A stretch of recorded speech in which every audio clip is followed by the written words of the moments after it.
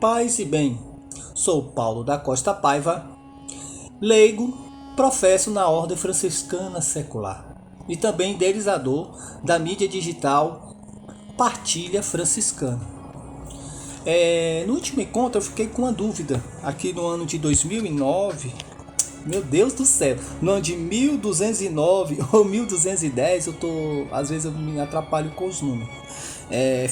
Começava assim aqui, no cronograma de São Francisco de Assis. Morava nesse lugar quando um dia ouviram um lavrador dizer a seu burro: entra que vamos melhorar esse lugar. Ao ouvir isso, os irmãos mudaram para Pociúncula. E eu não sabia que lugar é.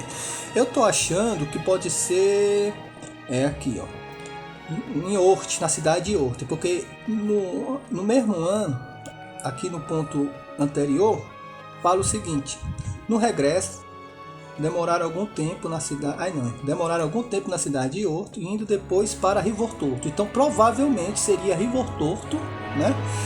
O local onde eles estavam acomodados. E depois eles foram para Pociúncula, né? Só deixando isso claro. Pois bem, paramos no ano de 2011 e agora vamos começar a partir do ano de, meu Deus do céu, me perdoe, no ano de 1211 e agora vamos para 1212. Me perdoe quando eu me atrapalhar nos números. Então, no ano de 1212, entre 18 e 19 de março, na noite de domingo de Ramo, na Pociúncula, Francisco recebe Clara e dá-lhe um hábito de penitente da pobreza. Clara tem 18 anos e é 12 anos mais nova que Francisco, e é a primeira pedra da Ordem das Senhoras Pobres, futuras Clarices.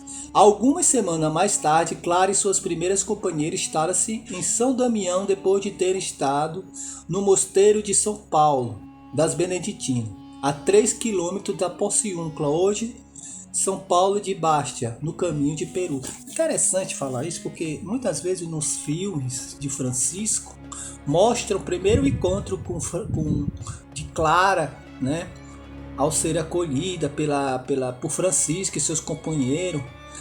Aí vieram os familiares, fizeram uma maior confusão, né? Que queriam pegar ela à força de novo para voltar para casa. Mas aqui fala que foi antes, né? E isso causou, quer dizer, a necessidade de ir a Roma para receber uma bênção do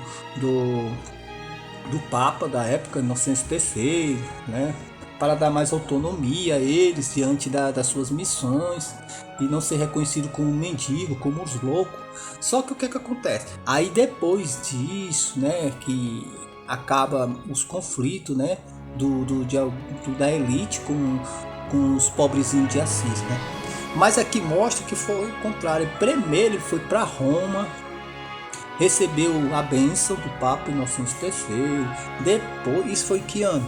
Isso foi no ano 1209. Só em 1212 é que Clara foi acolhida por Francisco e seus companheiros, daí criando a segunda ordem, né? Aí mostra aqui todo o processo, né? Que aquilo ali era um ato na época, algo assim de grande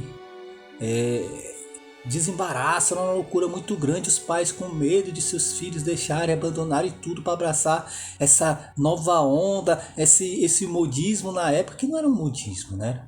Era um florescer dentro da própria igreja, uma nova espiritualidade, uma renovação dos seus costumes, né? Uma santificação dos seus costumes que estavam cada vez mais burocratizados, politizados, né? E perdendo a sua essência evangélica.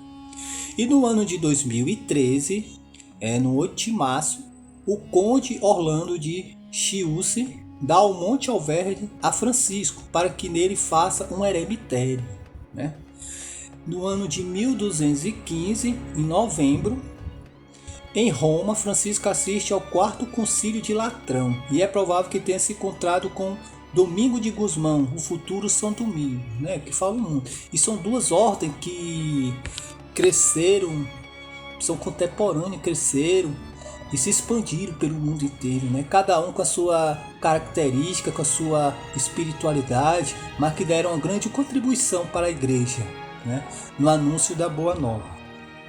No ano de 1216, O Papa Inocêncio III morre em Perusa. 2 dias mais tarde é eleito para suceder Honório III. Francisco encontra provavelmente o arcebispo francês Jacques de Vitry nesse período, né? E em Perusa, Francisco alcança do Papa Honório III uma indulgência especialista para o dia do aniversário da consagração da posse única. Olha só, uma bênção deixa eu ver, época eu pulei. Uma bênção do Papa Honório III, uma indulgência, especialíssima, né? Então a gente vai ver aqui uma simpatia do alto clero com as missões de Francisco, né? E de seus companheiros. Viu ali realmente a confirmação daquilo que ele lançou anos atrás, que realmente seria possível viver o Evangelho por excelência. No ano de 1217, no dia 5 de maio, capítulo geral na Pociúncula. Primeiras missões para além dos Alpes e no além-mar. Olha só, além-mar. Francisco pretende ir à França, mas o cardeal Ugolino retém em Florença e persuade a ficar na Itália. Ainda não era o momento dele sair para fazer missão. Era muito comum na época os cristãos, para eles seria um privilégio ser mártires, né? Muitos buscavam mártir. A intenção de Francisco quando queria ir para o Oriente Médio era ser um mártir, né? Porque para eles era a máxima para um cristão, era morrer em nome de Jesus, morrer em nome da missão. Francisco era assim também, como muitos cristãos na época. Era um outro contexto, né? Totalmente incompreensível para a época. No ano de 1209,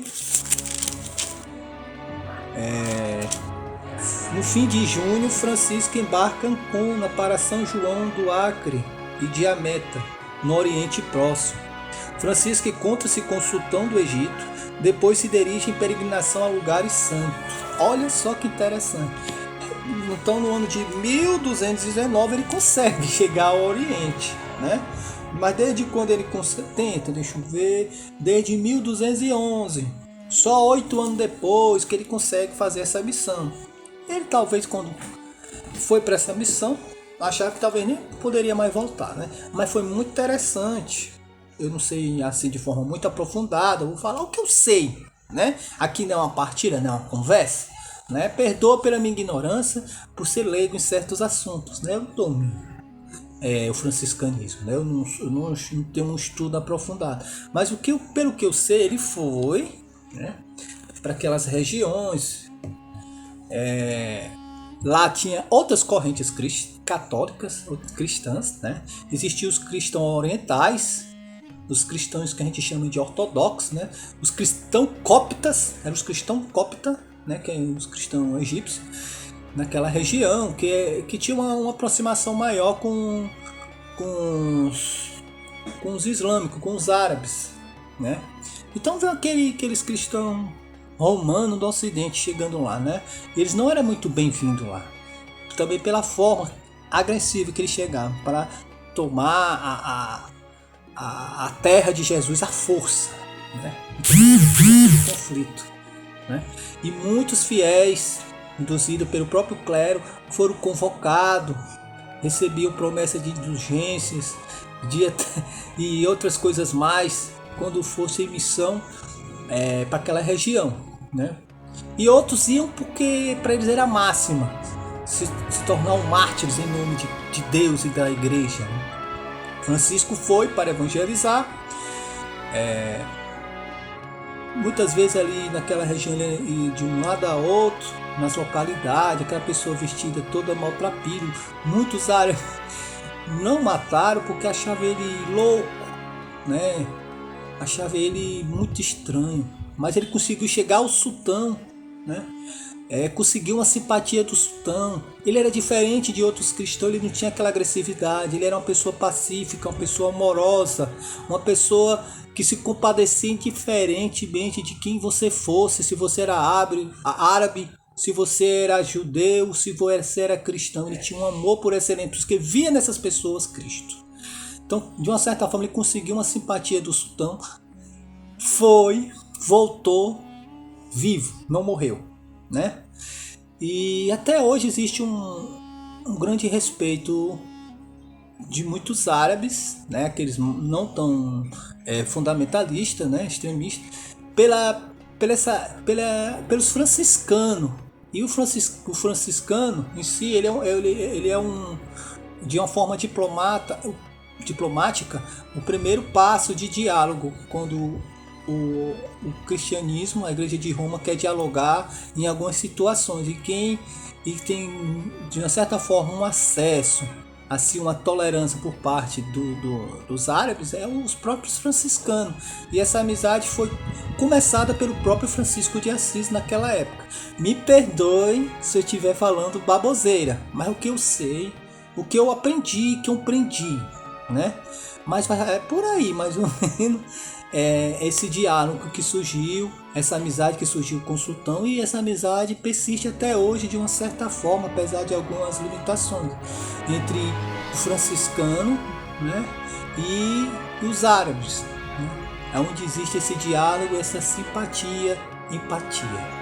Então, paramos no ano de 1219. Depois a gente vai dar continuidade no verão de 1220. E agradeço a todos pela paciência, né? E a oportunidade de me ouvir essa partilha sobre deixa eu ver aqui, a cronologia de São Francisco de Assis. Uma coisa assim bem breve, bem superficial, mas de coração. Paz e bem.